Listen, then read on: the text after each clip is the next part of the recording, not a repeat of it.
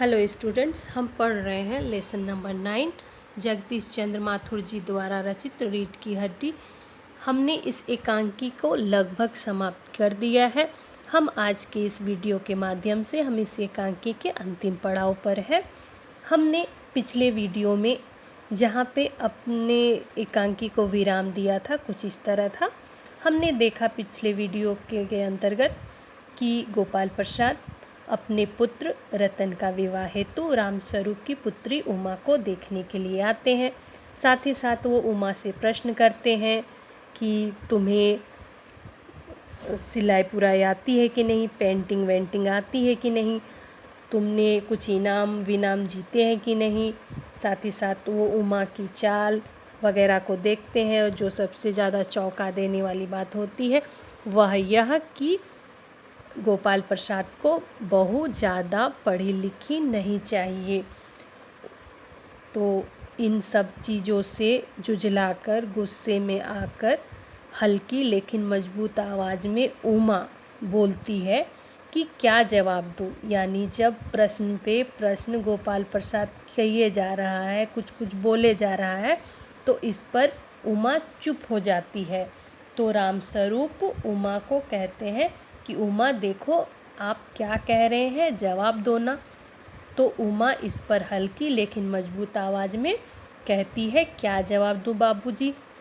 जब कुर्सी मेज़ बिकती है तब दुकानदार कुर्सी मेज़ से कुछ नहीं पूछता, सिर्फ खरीदार को दिखला देता है। पसंद आ गई तो अच्छा, वरना यहाँ पे फिर हम आज यहाँ से हम आगे करेंगे वीडियो को। तो आइए शुरू करते हैं। रामस्वरूप उमा की इस बात को सुनकर चौंक कर खड़े हो जाते हैं। उमा उमा उन्हें चौंक कर खड़े होने के बाद उन्होंने उमा को आवाज़ लगाई।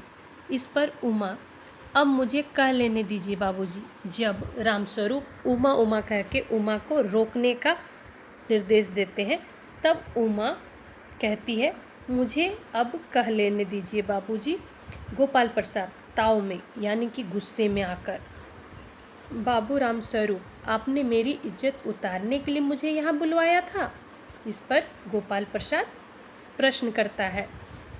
फिर उमा तेज आवाज़ में, जी हाँ जी हाँ, और हमारी बेइज्जती नहीं होती जो आप इतनी देर से नाप तोल कर रहे हैं। नाप तोल किसकी? उमा की। उसके चेहरे का आकर्षण देखा जा रहा है, उसको सिलाई बिनाई के क्षेत्र में नापा जा रहा है, उसको पेंटिंग वेंटिंग के, गाना बजाना के क्षेत्र में, ये सब को लेकर उमा प्रश्न करती है कि तब से हमारी बेइज्जती नहीं हो रही है जो आप इतने देर से नाप तोल कर रहे हो। इस पर शंकर बोलता है, बाबूजी चलिए। वह अपने पिताजी गोपाल प्रसाद को निर्देश देता है कि पिताजी चलिए। गोपाल प्रसाद, क्या तुम कॉलेज में पढ़ी हो? इस पर प्रश्न करता है गोपाल प्रसाद उमा से, क्या तुम कॉलेज में पढ़ी हो? इस पर रामस्वरूप चुप। उनके इस प्रश्न से रामस्वरूप चुप हो जाता है। फिर उमा जवाब देती है। जब गोपाल प्रसाद प्रश्न करते हैं तो इस पर उमा का जवाब होता है, जी हाँ मैं कॉलेज में पढ़ी हूँ। इस पर उमा ने क्या जवाब दिया? मैं कॉलेज में पढ़ी हूँ और मैंने बीए पास किया है। इस पर उमा क्या कहती है कि हाँ मैं पढ़ी हूँ और मैंने बीए पास किया है और मैंने कोई पाप नहीं किया, कोई चोरी नहीं की और ना ही आपके पुत्र की तरह लड़कियों के हॉस्टल में ताक झाँक कर कायरता दिखाई है। यानी कि यह जो उमा है वो गोपाल प्रसाद के पुत्र रतन की सब जो उसकी बातें हैं उनको जानती है, अच्छी तरह से जान रही है, उसके व्यवहार को जान रही है, उसके बर्ताव को जान रही है कि उसने हॉस्टल में लड़कियों के हॉस्टल में जाके क्या किया है। तो इस पर उमा क्या कहती है कि जी हाँ मैं कॉलेज में पढ़ी हूँ, मैंने बीए पास किया है और कोई मैंने पाप नहीं किया, कोई चोरी नहीं की और ना ही आपके पुत्र की तरह लड़कियों के हॉस्टल में ताक झाँक करके कायरता दिखाई है। यह सब करना कायरता का निशानी है। क्या कि लड़कियों के हॉस्टल में जाके ताक झाँक करना।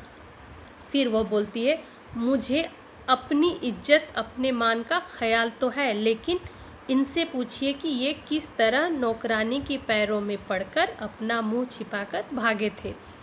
इस पर उमा गोपाल प्रसाद से कहती है कि मुझे अपनी इज्जत अपने मान का ख्याल है, लेकिन इनसे पूछिए, यानी कि अपने पुत्र रतन से पूछिए कि ये किस तरह नौकरानी की पैरों में पड़कर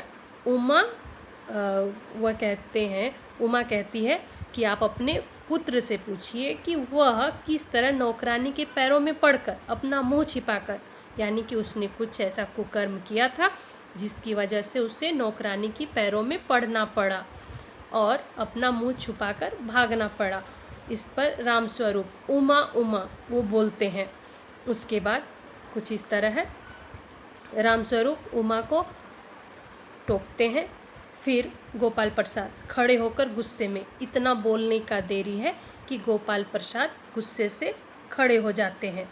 उसके बाद फिर वो बोलता है गोपाल प्रसाद, बस हो चुका बाबू रामस्वरूप, आपने मेरे साथ दगा किया।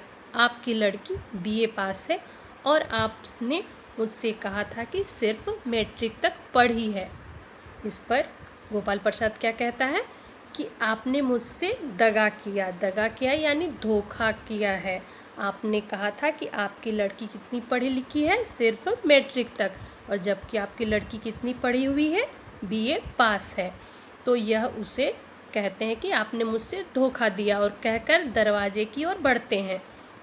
इस पर उमा, जी हाँ जाइए, ज़रूर चले जाइए, लेकिन घर जाकर ज़रा यह पता लगाइएगा कि आपके लाडले बेटे की रीढ़ की हड्डी भी है या नहीं, यानी बैकबोन।